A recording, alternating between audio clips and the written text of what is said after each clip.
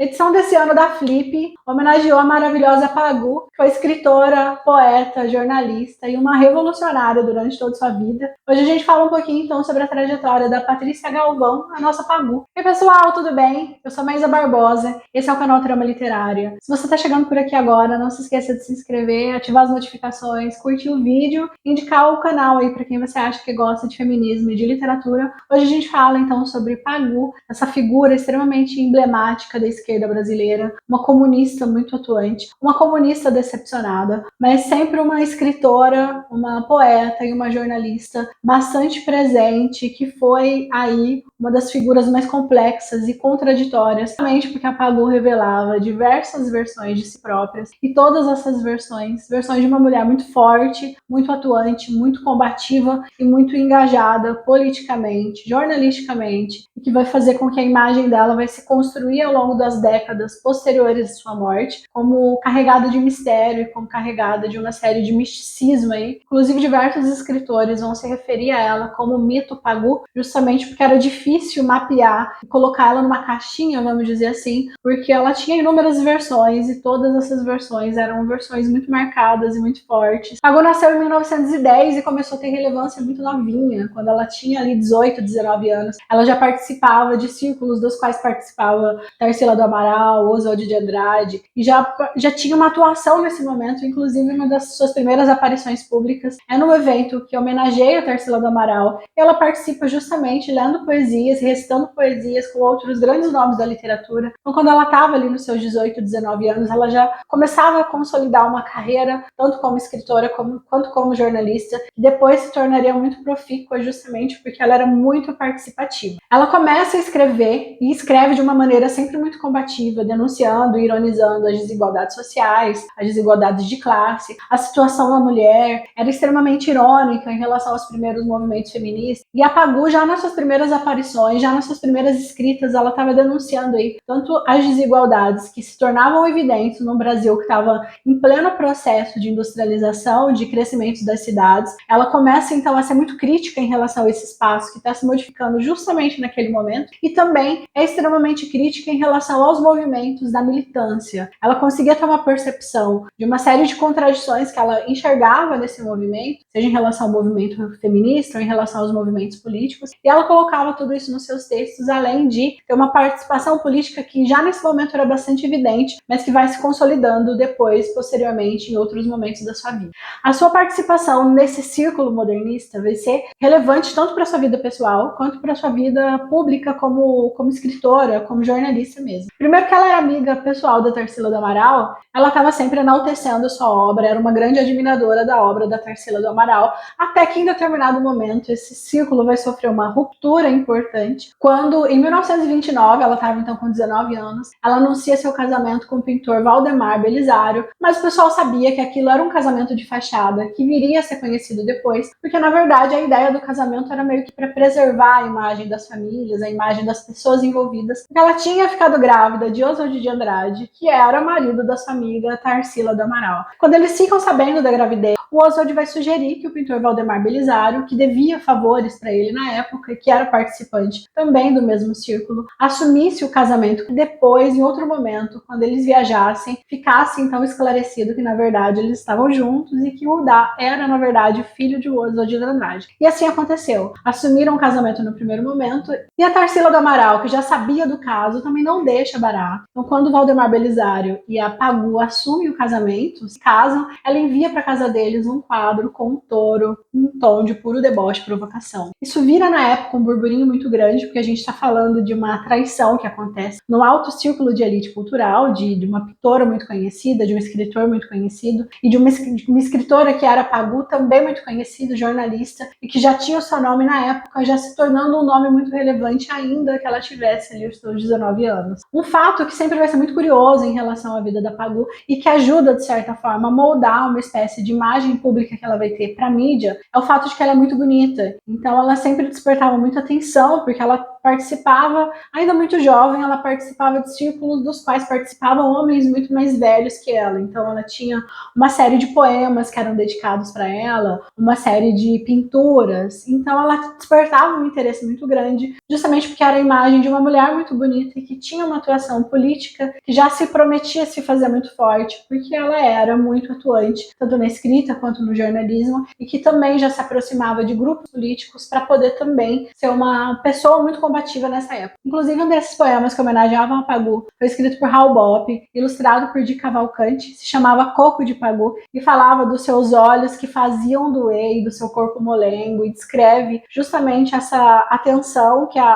Pagu acabava chamando, e vai ser também esse poema que vai dar origem para o apelido da Patrícia Galvão, e é a partir daí que ela começa, então, a ser chamada publicamente de Pagu. É a partir desse poema. Quando já tinha, então, um relacionamento assumido com a Pagu, Oswald de Andrade vai lançar, em 1931, um jornal chamado Homem do Povo, que era um jornal que ia refletir ali os seus ideais políticos e os ideais políticos das pessoas que participavam da produção daquele jornal, até porque o Oswald de Andrade tinha acabado de se filiar ao Partido Comunista, então ele, a Pagu, o pessoal que escreviam com eles, estavam todo mundo extremamente envolvido nos ideais comunistas e acabava então refletindo todo esse ideário ali no jornal. Nesse jornal, a Pagu tinha uma seção na qual ela escrevia regularmente, que era A Mulher do Povo, e nessa seção a Pagu criticava uma série de coisas, todo aspecto de desigualdade social, toda a questão relacionada à política, e também costumava com certa frequência criticar o que ela chamava de feministas de elite. Então a Pagu, a partir dessa seção, ela começa então a alavancar o seu nome como jornalista e começa também a mostrar com certa frequência quais eram seus ideais, quais eram suas perspectivas políticas, e a partir desse momento ela vai ganhando cada vez mais e mais relevância, até porque a Pagu era muito combativa e muito atuante. Foi presa inúmeras vezes na década de 30 e na década de 40.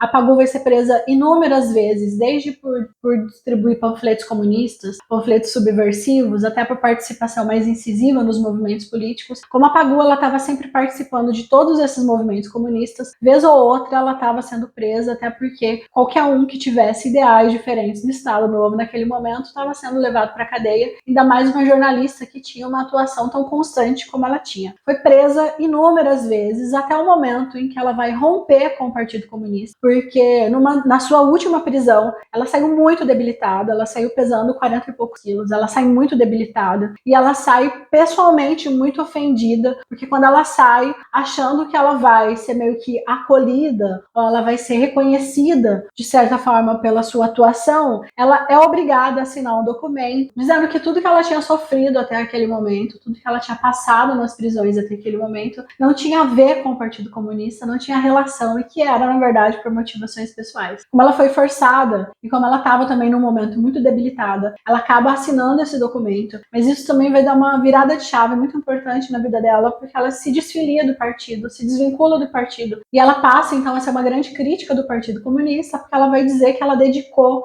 anos e anos da sua vida em relação ao partido, em relação às propostas do partido, porque ela estava profundamente imbuída nos ideais, porque ela acreditava muito naquilo politicamente, mas a partir do momento que ela sai da prisão, sai extremamente debilitada e que ela vai ser descartada e ainda precisa desvincular publicamente a sua imagem do Partido Comunista, ela percebe que as coisas não podem continuar como estão sendo conduzidas até aquele momento e vai caminhar então numa direção diferente, desvinculada agora do Partido Comunista. Publicamente, a imagem da Pagu também vai sofrendo uma série de alterações, porque se ali, quando ela estava nos seus 18, 19 anos, ela era conhecida, ela aparecia na mídia, nos jornais, como uma mulher muito bonita e já com uma produção muito profícua e que se anunciava como muito produtiva para os seus próximos anos, depois de uma série de prisões, ela vai ser posta como uma inimiga pública, como uma subversiva, como uma sedutora, justamente pelo fato de que ela casou com o marido da sua amiga. Então, todos esses acontecimentos da vida da Pagu vão fazendo com que haja uma transformação importante na imagem dela publicamente, e ela passa dessa mulher que tinha um grande futuro pela frente, por ser muito atuante, e ela vai até a década de 40, até a década de 50, ela começa a ser vista ali como uma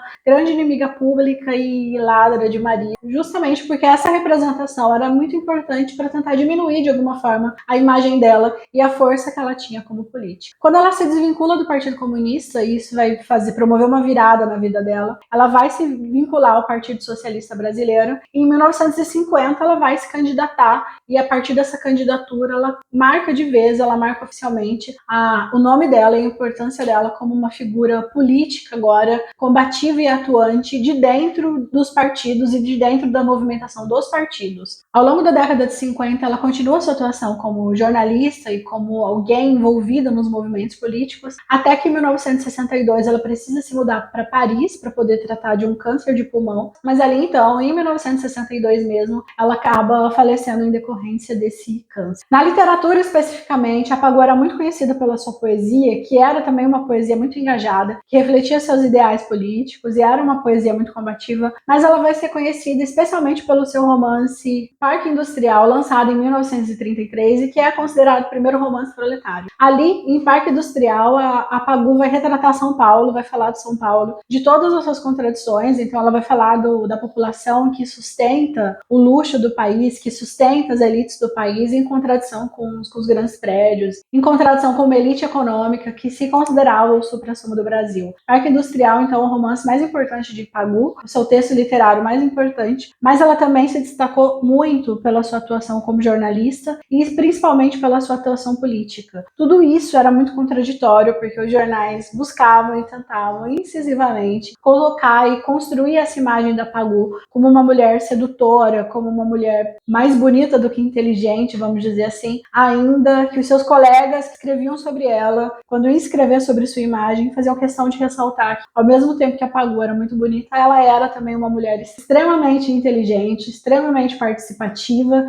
e, inclusive, essa participação é o que leva a Pagou a ser presa inúmeras vezes e ser considerada uma grande inimiga do Estado Novo, uma grande inimiga do Getúlio Vargas. Gente, é isso. Essa foi a nossa conversa sobre Patrícia Galvão, a nossa Pagou. Até mais!